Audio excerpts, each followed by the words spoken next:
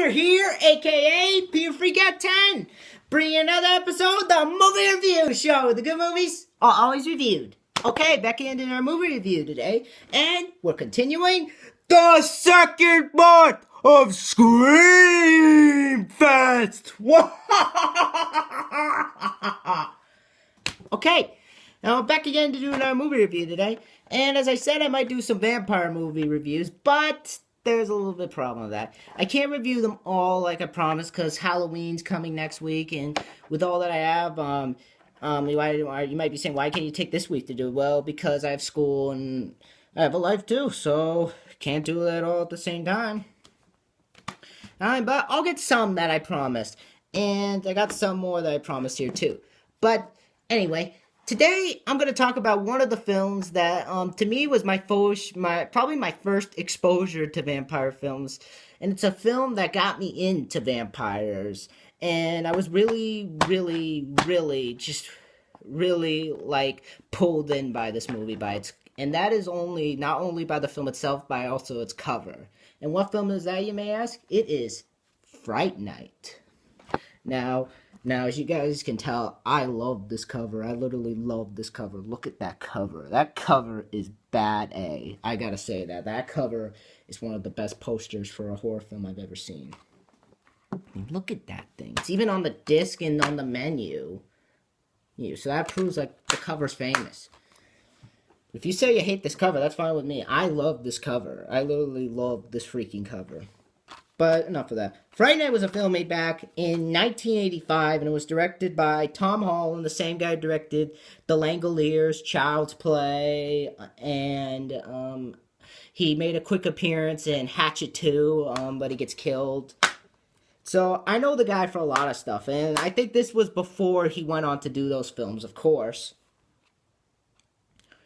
But I think this film is probably his most underrated work, because everybody who I talk to doesn't know this film, or just say, like, oh, I've heard of that film, but I've never seen it. But I'll get into that later. But the film stars Chris Sarandon, who worked with Tom Holland after this film. He did Child's Play. As you guys know, he was the main detective in that film, and he was also in The Nightmare Before Christmas. He was in that one Tales from the Crypt film, Bordello of Blood. And he was in a bunch of other things. He was even in the remake of this. He made a quick appearance in the remake of this.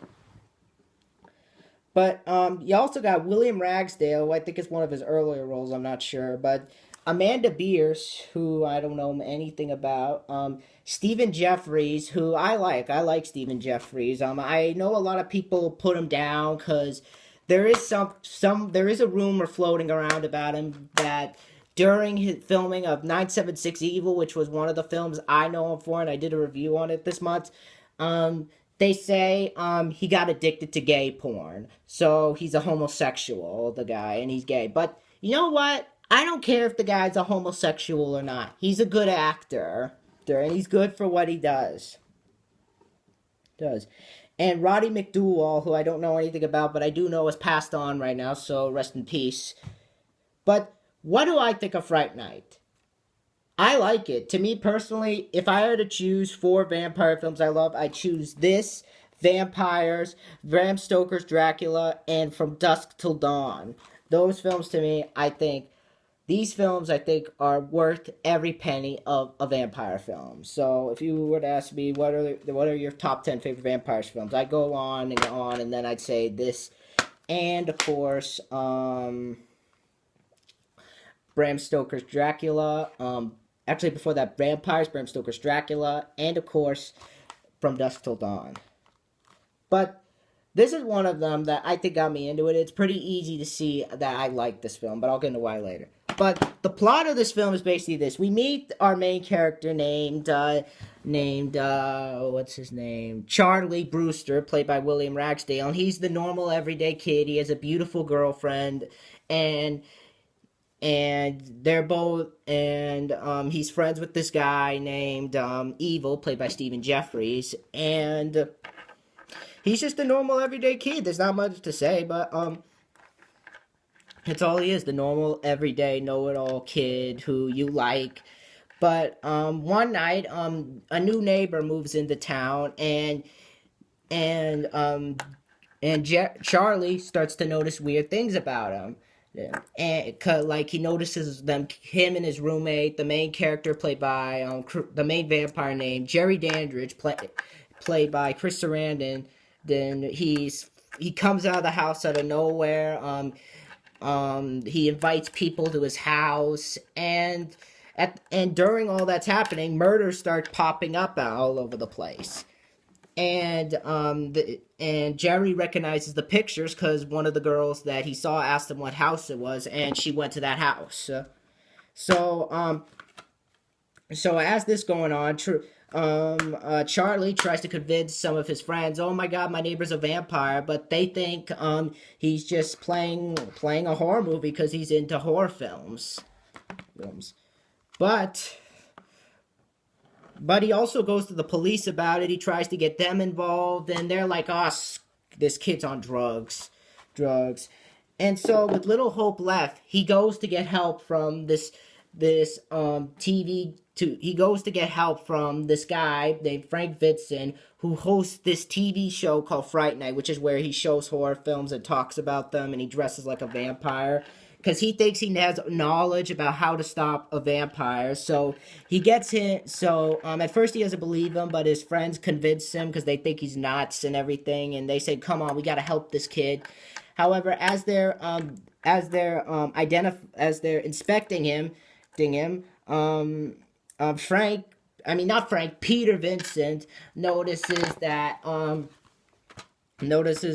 he is a vampire, and now that he's revealed, he has taken Amy, played by Amanda Beers, who has been bitten by Jerry and turned into a vampire. So now, Peter Vincent and Charlie need to step up their game and save Amy from being turned into one of the creatures of the night. Will they be able to stop that, or will more bodies be found with bit marks on the neck? Now, as you guys know, I like Fright Night. I literally like Fright Night a lot. And to me personally, this is one of the few horror films that I think really goes back to an old cartoon of mine. Well, not completely goes back to an old cartoon, but it kind of goes back to an episode where you think like, "Oh, my next door neighbor's a creep, and because he's been doing this the past few days, he hasn't come out of his house and something." This is what that film reminds me of. It reminds me of an episode of Hey Arnold. If you guys don't remember Hey Arnold, shame on you, because Hey Arnold was my childhood. But if you guys don't remember an episode of Hey Arnold, where Stinky thought the tall kid with the hair was a vampire, and started expecting him, that's what this ship movie reminds me of. Even though it's just a joke in some ways, it really just turns into, even though it seems like at the end of the episode it's a joke, but it turns into a pretty good episode. And as that goes on, and as for the story is well done in this film. As I said, I like that whole idea to it. It is well written, the movie. It doesn't rely on what Dracula gave back in the 80s. Even though it has its seriousness, it does add some comedy, and some of the comedy in the film does work because some vampires are nuts and will try to act insane and everything. And this film shows that there are some vampires that are funny, and I'll get to him later. But I like the story to this film. I like the whole idea, you spying on your next door neighbor, because we've all had that time in life where you thought like, "Oh, my next door neighbor's a creep and everything," and you spied on him, and you were with your friends like we gotta go into that house, or so we gotta see what's inside that house. Like, what could he be doing? Like, there could be bodies all over the wall or something like that. That's kind of what this movie reminds me of. Like, you being a kid and you find out that your neighbor's you don't find out that he's a nut, because you later come to terms that he's a nice guy, which I think a lot of films have achieved. But in the way that this film does it, I think gives it a new idea. I think it gives it something new, something fresh.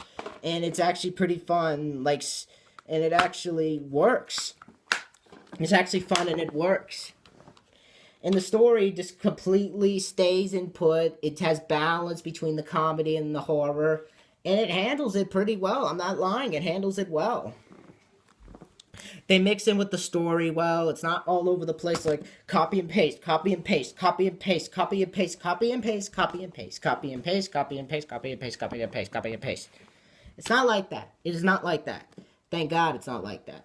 Because the film really has something else other than being a plain like cartoon, which I think we know that, but it does it in a way where it feels like you're in an episode of like Arthur or like in Arthur, some of the episodes they think their neighbors are creeps or witches, like in the books too. This is what that movie reminds me of. I think it's actually pretty well done. I mean, when we were little, we always thought our next door neighbors were creeps or that their house were haunted, and this film captures that essence perfectly. So definitely a well done story. Now, the acting here is top notch, especially for a Tom Holland film. Now, of course, you got to talk about the main attraction of this film, Chris Sarandon as Jerry Dandridge. Now, Chris Sarandon, I like in a lot of films. I liked him in The Nightmare Before Christmas. I liked him in Child's Play, and I liked him in Bordello of Blood. But this movie, I think, is completely different because he's playing a villain this time, and he portrays the essence of being a villain perfectly. He has it all down from the face to the structure, and in a way, I like how he portrays a vampire. I think he really captures the whole idea well, and in a way, when you see him like on screen, like you can't believe that this guy would pick to play a vampire. So definitely, I thought that Chris Sarandon gave his heart to the character. I like some of the parts where you see him through the window and you can tell that something's wrong with this guy. And when he appears out of nowhere and he starts acting like suspicious and everything, like you're like, wow, this guy is nuts. And when you hear about what this guy is doing, you're like, wow. But his acting was well done, and he's one of the pretty much the greatest vampires I've seen in a horror film. I'm not kidding you. This guy, I think, has charm with being a vampire. I think he does it in a way where he's not like Gary Oldman. He does it completely different, and that's what I like. I like that he's different with the vampire. And I like the fact that in some of the scenes when he's not being a vampire, he hides that whole thing. He hides that he's just he hides it with being a normal everyday guy, and that works. That really works. So overall, definitely Chris Sarandon was perfect. Now, William Ragsdale, I never heard of until now. Now, even though he's not the greatest actor in the world, like I wouldn't say like, oh, that guy's the greatest. Wow. I still thought he did a very well done job of the film. And at first I thought he was Chris Sarandon. He looked kind of like him for some odd reason. I probably was dumb at the time, but I thought he did a good job of this film. I thought he portrayed the normal, everyday teenage boy well. I really thought that he gave his heart to the character, and I'm surprised. And I'd like to ask, and if I were to meet him now or would write to him, I would tell him, looking back on Fright, this is what I would tell him. Looking back on Fright Night, what did you think of like how you were portraying your character, and what was it like being in the hands of a vampire? What did it feel like? That's basically what I had to say. But I liked him in this film. I thought he was likable. I thought he made it easy to root for him. So overall, his acting's well done. And I definitely think that he's not being the normal everyday kid. It's not like a cliched slasher, so you're not going to see any of that too much. There is some blood in it, though, so if you're a gorehound, you'll definitely get your blood. I'll get to that later. But Amanda Beers is probably the low point of the acting. This is probably one of the actresses that I think really shows that they were relying on damsel in distresses back then. And that is just annoying, because I really think that women are more capable of being the heroes rather than men. And, well, not in The Collector. The Collector had a perfect thing. But in a way, I think with the way they portray her here is just too much of a wimp. That's basically what I don't like, is the fact that they portray her like a wimp and a damsel. And it just didn't really work. It didn't really work. She didn't offer much. She just was there to be the eye candy for the character, and later turned into the villain, but gets turned back. And that didn't work for me, because I know women are more capable of fighting for themselves. I know women are more pretty much are able to be stronger than they're portrayed in films. I mean, look at Sly Cooper. Look at Carb. She fought off a bunch of guys, and she even fights off a giant robot in Sly 3. And she even has a crush on a dang raccoon that's on the other side of the law. That woman has guts. That was a strong female. This is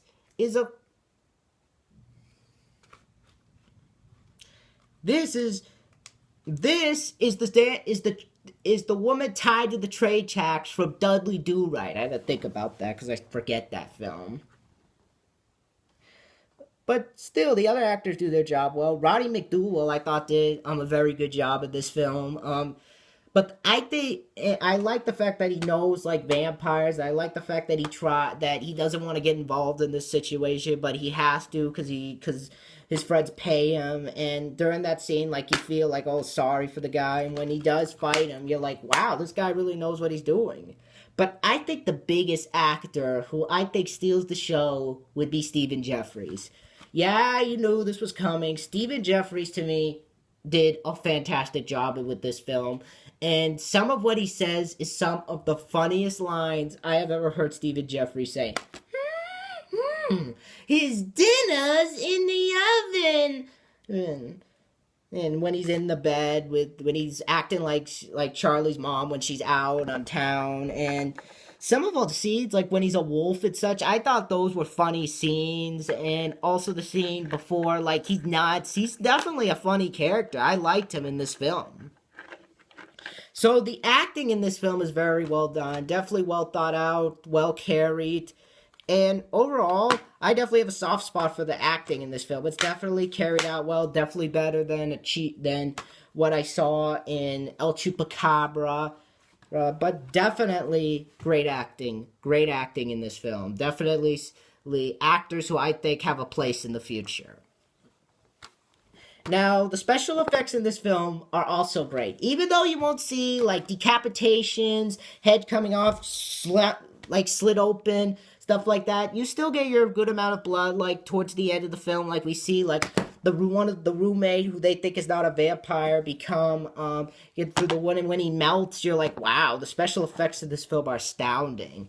And believe it or not, I thought they did a very good job with them, especially when Stephen Jeffries' character turns into a wolf. The special effects in that scene were awesome. Especially Chris Sarandon's makeup. I thought Chris Sarandon had the best makeup in the entire film. It's pretty hard to believe that a guy who plays a great vampire and is a great actor has the best makeup. But still, this film is how a vampire film should be. It's not not Dracula Untold. This is how a vampire film should be. Like this, From Dusk Till Dawn, vampires, all those films. This is what you should go. This is movies that Hollywood needs to go back to and rewatch. But does it have its problems? Yes, there's only one problem, and that is the fact. And that was the only one thing. And another thing is that I really wish that they had the character Evil Ed on screen for a little longer. That's one of the main complaints I have, because he was only on screen for a couple minutes as Evil Ed. Before that, he's on as his usual self, and Amanda Beer's character. Overall, it's not bad. It's not bad for a movie. Definitely to be a blood-sucking good time that will never be forgotten, and you'll want more. So I definitely recommend you go check out Fright Night. Definitely get this poster too. This poster's awesome. So bottom line, I give Fright Night an 8.5 out of 10. I really like this film, and so if you think like, oh, it's a cheesy horror film just says it's directed by Tom Holland, I definitely think it's worth every penny. So definitely check out Fright Night if you like vampires or something. But that is my review for Fright Night. And next time I'm going to do a review of a film that I've been wanting to review for a long time, Maniac Cop. Been wanting to review this one time, and I'm gonna. And this is also for a friend of mine. His name is Pete Moulton on YouTube. I want to give a quick shout out to him. Here's your review. I hope you enjoy this because he's been asking me to review this film, and I'll decide to review it. I'll tell you what I think of it. Then after that, I have a review of Wrong Turn Floor, Bloody Beginnings. Finally! Then Battlefield Bad Company 2, finally again. And then, because I recently picked up Battlefield 3 today, and I'm really excited to play it, but I want to review this first to get it out of the way. But I'll see you guys later. Be sure to rate, comment, and subscribe. Tell me what you guys think of Fright Night. Do you guys like it? Do you guys hate it? Do you guys think it's okay in the middle or something? I'll be fine to hear your opinion. Just tell me what you guys think of it, and I'll be happy to hear. But I'll see you guys later. Be sure to rate, comment, subscribe, give this a thumbs up, and I'll see you guys in my next review. Bye.